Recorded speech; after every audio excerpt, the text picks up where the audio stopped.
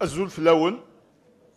Donc je voudrais aborder devant vous un point essentiel qui touche à la fois au carré des politiques de cette Assemblée et au respect de la volonté collective de ses membres, celui de l'exécution des délibérations adoptées par la PIOUI.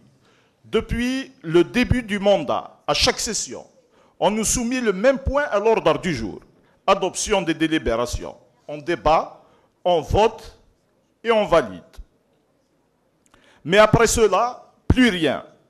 Aucun suivi, aucun bilan, aucun retour sur l'état d'avancement ou d'exécution des décisions qui ont pourtant été votées à la majorité.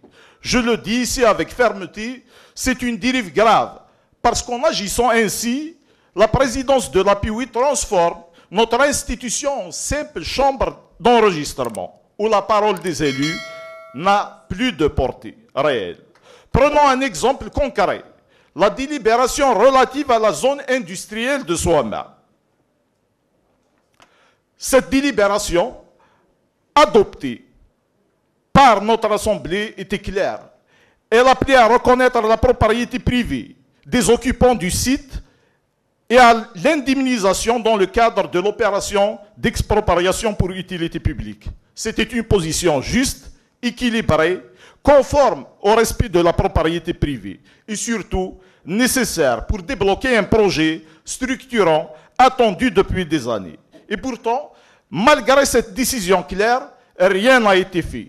Pire encore, la présidence de la PIOUI, au lieu de veiller à l'application de cette délibération, a choisi de l'ignorer, aucun suivi, aucune communication, aucun rapport présenté à l'Assemblée. Est-elle rejetée? Est-elle approuvée? Personne ne sait rien. C'est une façon de nier la souveraineté de cette institution et d'étouffer le rôle de contrôle des élus. Nous ne pouvons pas continuer à adopter des délibérations pour ensuite les laisser mourir dans les tiroirs de l'administration, pendant que les citoyens, eux, continuent de payer le prix de notre inertie. Ce silence, ce refus de rendre compte, ce mépris du travail collectif sont inacceptables.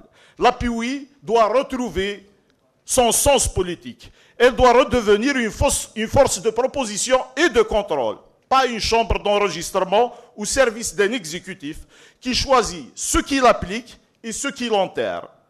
Nous ne sommes pas là pour cautionner des simulacres de gestion, mais pour défendre l'intérêt général et faire respecter les décisions prises.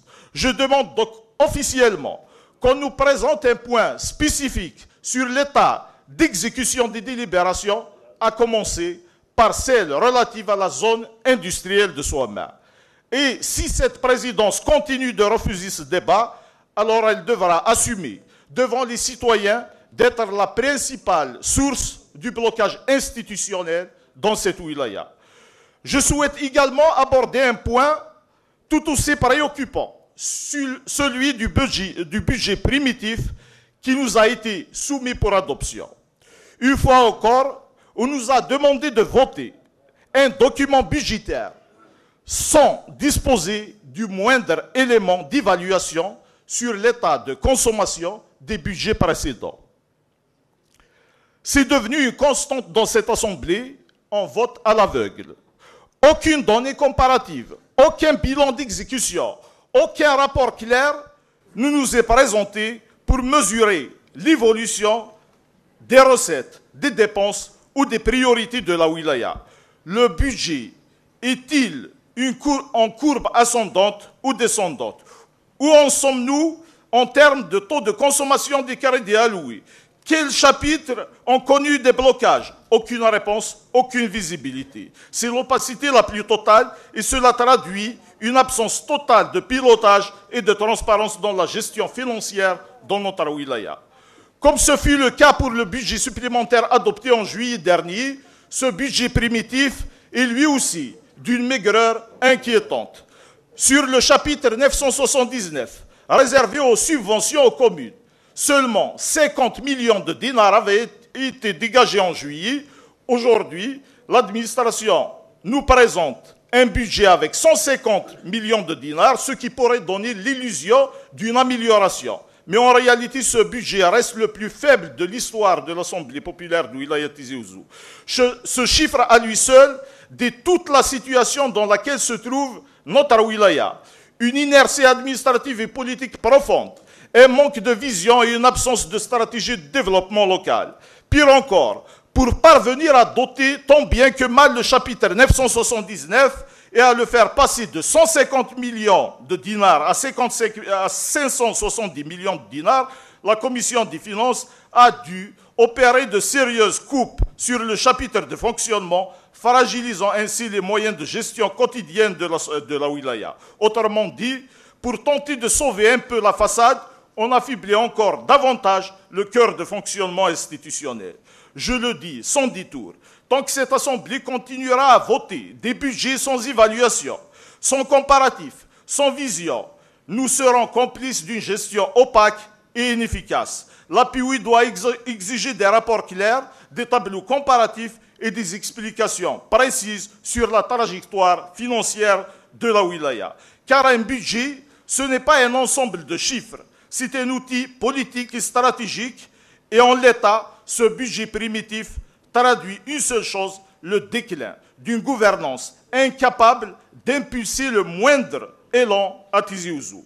Je ne peux pas passer sous silence un autre sujet qui résume à lui seul le décalage flagrant entre les annonces officielles et la réalité vécue par les citoyens de cette wilaya.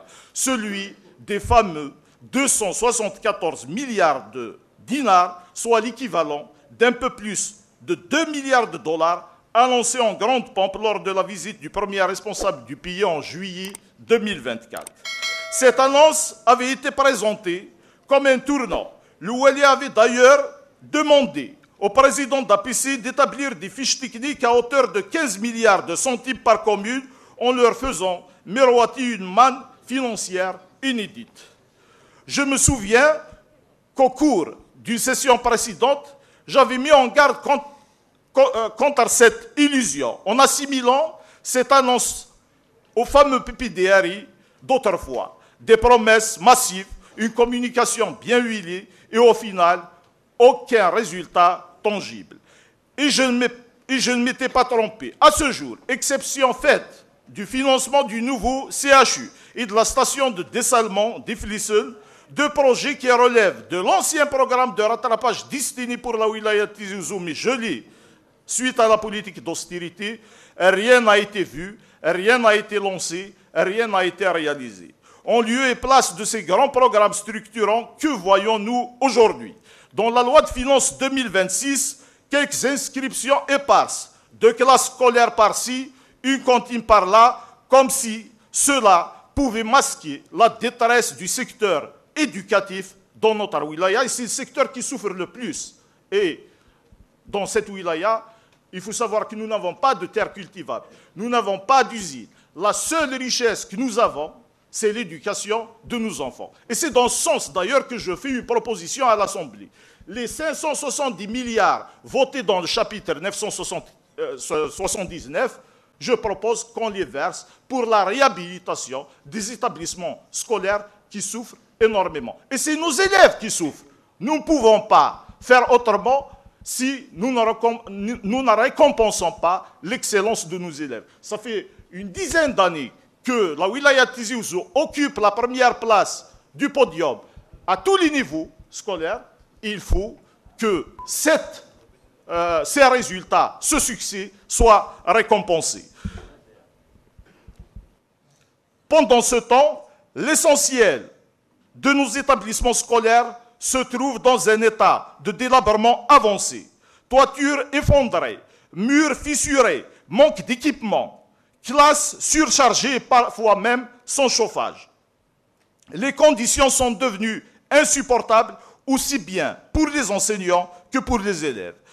Et ce n'est pas tout.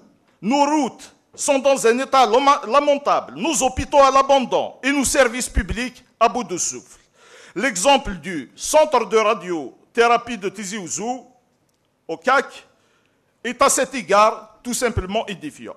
L'arrêt du service, faute d'anticipation du ministère de la Santé sur les contrats de maintenance des équipements, je le redis, faute d'anticipation du ministère de la Santé sur les contrats de maintenance des équipements n'est pas une simple erreur administrative. C'est une faillite morale et institutionnelle. Des malades déjà fragilisés par la maladie sont aujourd'hui privés de soins. Si, ni plus ni moins, une mort programmée par négligence. Et pour cela, les responsables doivent répondre de cette faillite. Face à cette réalité dramatique, voire certains se féliciter sur les réseaux sociaux de quelques maigres inscriptions budgétaires relèvent de l'indécence. Des photos, des posts, des congratulations autour d'une cantine ou d'une salle de classe, comme si cela traduisait une avancée historique. Soyons sérieux. Une loi de finances est censée refléter les orientations stratégiques d'un État, pas servir à maquiller le sous-développement par de micro-projets. Quand une wilaya comme Tizi Ouzou, on est réduite à se contenter de miettes pendant qu'on lui promettait des milliards. Cela signifie qu'il n'y a ni vision, ni volonté, ni respect pour les citoyens. Tout cela témoigne d'un même mal, l'opacité, l'inertie et l'absence totale de gestion prévisionnelle. Les milliards annoncés ne sont qu'un mirage de communication, une propagande dépassée. Sur le terrain, c'est le vide et la stagnation, c'est l'abandon. C'est cette vérité-là que nous devons avoir le courage de dire ici, dans cette enceinte. Parce que notre rôle en tant qu'élu n'est pas d'applaudir des annonces, mais de défendre la vérité du terrain, celle que vivent nos citoyens chaque jour. Quand on parle de développement local, on ne peut pas ignorer la réalité alarmante de nos directions stratégiques. L'éducation, les travaux publics, l'urbanisme, l'hydraulique, la santé, le logement, l'agriculture, la jeunesse et des sports ou encore la culture. Ces secteurs qui devraient être le cœur battant du développement de la wilaya sont aujourd'hui abandonnés et sous-financés. Depuis des années, aucun financement conséquent n'a été alloué à ces directions. Nous pouvons poser la même question à n'importe quelle direction ici et nous aurons la même réponse, rien, aucun financement. Elles fonctionnent dans la pénurie permanente, avec des budgets d'entretien symboliques, incapables de répondre aux besoins les plus élémentaires. Certains services ne disposent même plus de quoi assurer la maintenance de leur équipement. D'autres attendent depuis des années des arbitrages budgétaires qui ne viennent jamais. L'État local ici à Tizi Ouzou est devenu un État gestionnaire de survie. On ne planifie plus, on ne développe plus, on se contente de gérer le quotidien, d'éteindre les urgences sans jamais traiter les causes profondes du déclin. Partout la même réalité, pas de financement. Une minute. Ce n'est pas le fruit du hasard, mais le résultat d'un système qui asphyxie les collectivités locales et empêche toute autonomie de décision et d'investissement. C'est une asphyxie budgétaire organisée qui traduit la marginalisation politique et l'absence de toute vision à long terme. On ne peut pas continuer à parler de développement alors que les directions vitales de la wilaya n'ont plus de quoi fonctionner. Nous avons besoin d'un plan de redressement financier et stratégique, d'une reconcentration du développement autour de la wilaya et surtout d'une refondation des rapports entre l'État et la collectivité. Un autre secteur qui symbolise le naufrage de la gouvernance économique locale. Sur les 18 zones d'activité officiellement recensées, une ou deux, tout au plus, présentent encore un semblant d'activité. Toutes les autres ont été déviées de leur vocation initiale. Elles sont devenues, au fil du temps, des zones résidentielles. Parfois même... Une minute en tant que chef de groupe. Une minute en tant que chef de groupe. Et l'on s'étonne ensuite que les citoyens s'opposent à la création de nouvelles zones d'activité. Comment faire confiance à un système qui, au lieu d'encourager l'investissement, tolère la spéculation foncière sous couvert de développement économique? Lorsqu'un porteur de projet obtient un terrain au titre de l'investissement et que ce terrain est détourné pour construire des villas, des résidences ou des promotions immobilières, c'est toute la logique de l'investissement local qui s'effondre. Et tout cela se fait dans un silence assourdissant des autorités locales qui ferment les yeux, année après année, sur des dérives connues de tous. Le décalage entre la réflexion au sommet et la réalité du terrain est récemment illustré à travers la note ministérielle du ministère de l'Intérieur du 13 mai 2025, reliée par la DAL le 25 juin, qui limite le transport scolaire assuré par les APC aux seuls élèves.